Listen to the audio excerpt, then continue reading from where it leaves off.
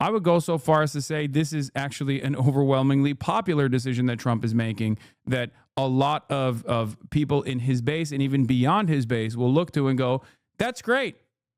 Why is that great? Because it's something that I've also advocated for, something that Bernie Sanders has advocated for, something that many people have talked about, which is that unlimited subsidies should be accompanied with like some kind of ownership.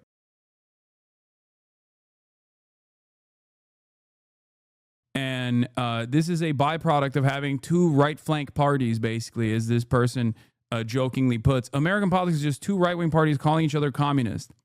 And it goes back to gruesome Governor Gavin Newsom saying Donald Trump is the leading socialist of our time. And he's using socialism as a pejorative here. The hostility to him is quite high, correct? Yeah, of course, of course, because of some of his, well, for obvious reasons, some of his views.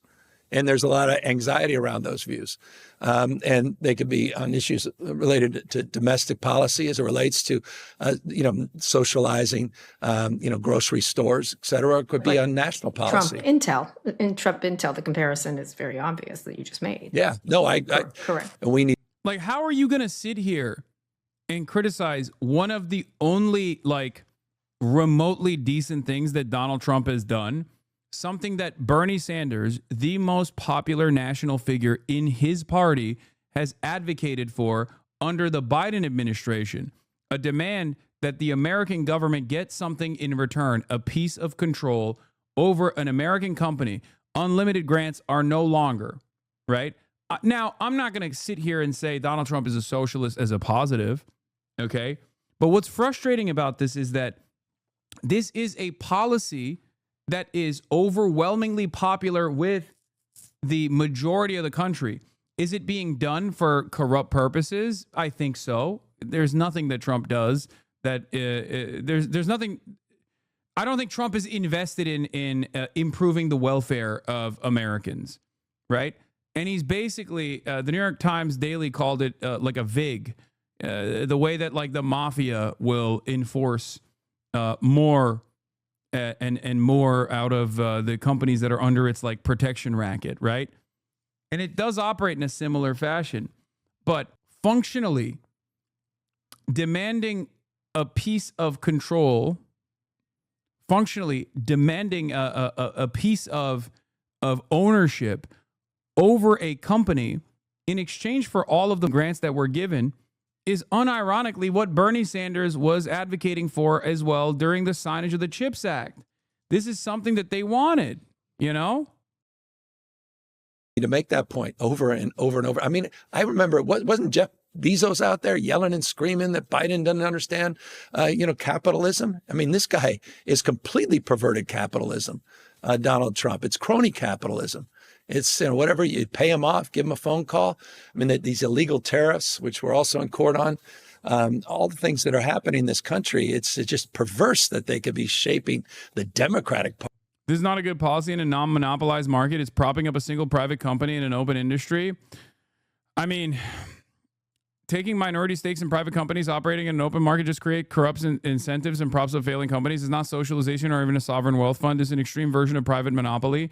Yeah, except I'm an advocate for nationalization of key sectors anyway, in which case I don't even mind if like you had a government-owned monopoly of sorts. So if the reason why you think this is a terrifying prospect is because like it's ultimately going to turn in the direction of like full monopolization, then, with the right tools in place and with the right initiatives, you can have the right leadership quickly take over the remainder. The point is, the point that I'm making is that this is not one of the those initiatives that Trump has taken that's like that's genuinely a bad move. It's a move in the appropriate direction, especially because it's one that like popular politicians in the Democratic Party have also advocated for. When you maintain an open market such as chips, but the government props up one actor, one who is not doing so well, by the way, between capital and government. But the corrupt alliance between capital and government already exists. This is just the government picking a winner And what it will do with the additional influence that it has over said private company, it remains to be seen. But the notion that the government is not already picking and choosing winners is wrong. I mean, it does exist, whether it be by way of government contracts or whether it be directly through grants and all these different subsidies that we offer every single key sector in this country in an effort to engage in some semblance of price controls, in an effort to make sure that like our agricultural outputs, for example, are kept as cost friendly as possible. The government picking a winner is no different than never enforcing antitrust. If we believe antitrust, this is bad. In the absence of moving in the direction of antitrust, I'm just saying that this isn't as bad as a decision, and it's also not even like an overwhelmingly unpopular move as well. I would go so far as to say this is actually an overwhelmingly popular decision that Trump is making, that a lot of people in his base and even beyond his base will look to and go, that's great. Why is that great? Because it's something that I've also advocated for, something that Bernie Sanders has advocated for, something that many people have talked about, which is that unlimited subsidies should be accompanied with like some kind of ownership. I said this in the aftermath of Boeing and a bunch of like national airliners actually falling apart during COVID, and we just kept these companies afloat with the money faucet. If we had gotten something in return for that money faucet during COVID, I think that would have been beneficial. It also attaches the U.S. to a sinking ship. Intel sucks and has sucked for years. The U.S. taxpayers will be forced to bail out a declining company year over year. Once again, I think it's not the demand in exchange for grants that I am against. It's what those demands will look like that I think Trump will not actually follow through on. Because imagine, like with the CHIPS Act, a lot of unions were demanding that the Biden administration, or with the IRA, a lot of unions were demanding that all of the new battery factories that were going to open up had to be unionized, right?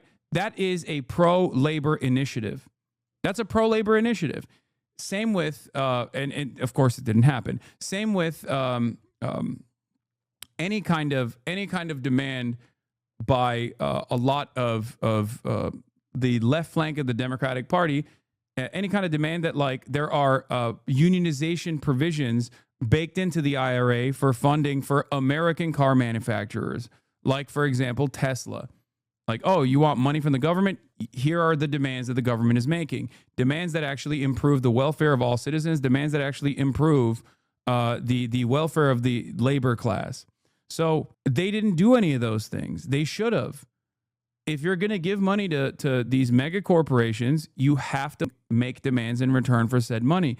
For far too long, these companies have actually taken unlimited funds in the exact same not really so free market style that exists already in the United States of America, without any sort of noticeable blip that ends up helping the people that are playing a formative role in the productive process, in the production process.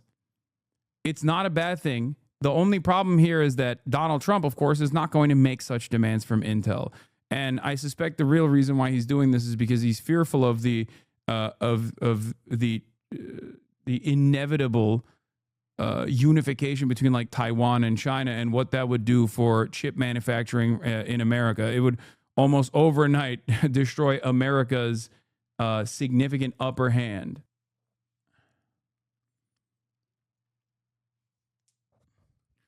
I'm simply stating that this isn't the absolute worst thing that the Trump administration has done and could be used for a decent advantage down the line. I don't think that Donald Trump has any sort of positive ambition here with respect to like the acquisition of 10% of Intel. But ultimately, I think Trump's real reason for doing this is a national security fear that he has, and that they want to basically boost like chip manufacturing in the United States. Who knows if this will be successful? But regardless, making these sorts of demands is going to be a necessity no matter who is in charge. Like, if you think a socialist leadership is not going to, let's say magically we have a socialist leadership, it's not going to happen. But like, if you think that they wouldn't also make these like threatening demands that go against the interests of capital owners overall, and that out of real fear that they have that like the government has awesome power and can wield it in their direction and just like shutter their operations if they choose to do so, they just play ball. In the same way that like Donald Trump is capable of bullying corporations. If you think that like a socialist leadership wouldn't do that, you're wrong. They would.